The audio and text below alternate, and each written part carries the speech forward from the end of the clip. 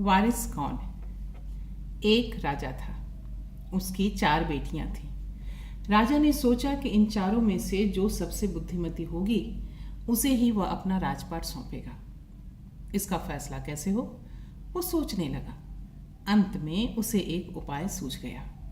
उसने एक दिन चारों बेटियों को अपने पास बुलाया, सभी को गेहूं के 100-100 दाने दिए और कहा, इसे तुम अपने पास रखो।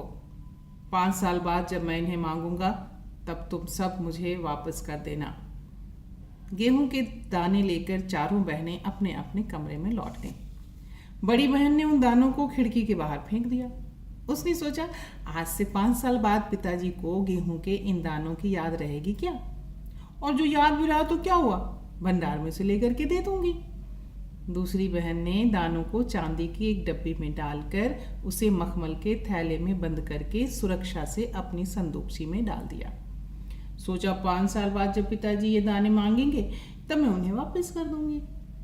तीसरी बहन बस सोचती रही कि इसका क्या करूं। चौथी और छोटी बहन तनिक बच्ची थी। शरारतें करना उसे बहुत पसंद था। उसे गेहूं के भुने दाने भी बहुत पसंद थे। उसने उन दानों को भुनवा कर खा डाला और खेल में मगन हो गई। तीसरी राजकुमारी को इस बात का यकीन था कि पिताजी ने उन्हें यूं ही दाने नहीं दिए होंगे। जरूर इसके पीछे कोई मकसद होगा। पहले तो उसने भी अपनी दूसरी बहनों की तरह ही उन्हें सहेज कर रख देने की सोची, लेकिन फिर वो ऐसा नहीं कर सकी।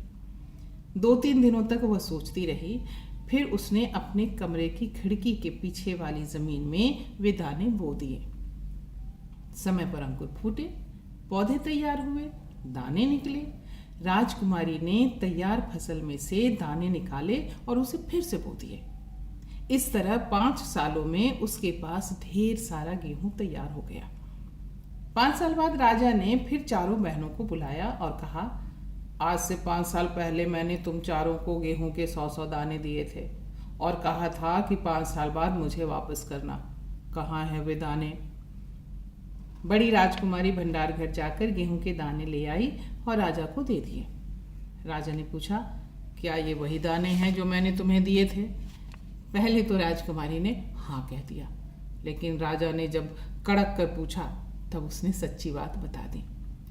राजा ने दूसरी राजकुमारी से पूछा, तुम्हारे दाने कहाँ हैं?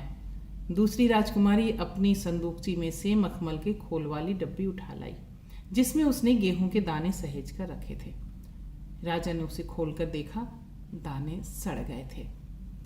तीसरी राजकुमारी से पूछा, तुमने क्या किया उन दानों का? तीसरी ने कहा, मैं इसका उत्तर आपको अभी नहीं दूंगी, क्योंकि जवाब पाने के लिए आपको यहाँ से दूर जाना पड़ेगा और मैं वहाँ आपको कल ले चलूंगी। राजा ने अब चौथी और सबसे छोटी राजकुमारी से पूछा। उसने उसी बेपरवाही से जवाब दिया, उन दोनों दानों की कोई कीमत है पिताजी? वैसे तो ढेरों दाने भंडार में पड़े हैं। आप तो जानते हैं ना, मुझे भुने दाने गेहूं के बहुत अच्छे लगते हैं, सो मैं उन्हें भुनवा कर खा गई। आप भी पिताजी किन किन चक्करों में पड़ जाते हैं। सभी के उत्तर से राजा को बड़ी निराशा हुई। चारों में से अब उसे केवल तीसरी बेटी से ही थोड़ी उम्मीद थी। दूसरे दिन तीसरी राजकुमारी राजा के पास गई। उसने कहा, चलिए पिताजी, आपको मैं दिखाऊं कि गेहूं के वे दाने कहाँ हैं। तीसरी राजकुमारी के साथ राजा रथ पर सवार हो गया। रथ महल नगर पार करके खेत की तरफ बढ़ चला। राजा ने पूछा, आखिर कहाँ छोड़े हैं तुमने वे 100 दाने?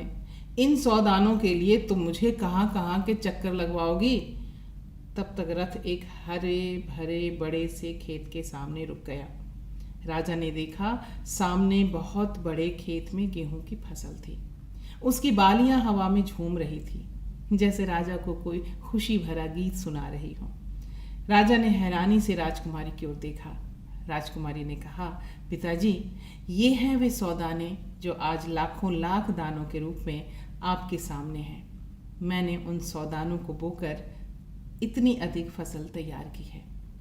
राजा ने उसे गले से लगा लिया और कहा, अब मैं निश्चिंत हो गया। तुम ही मेरे राज्य की सच्ची उत्तराधिकारी हो।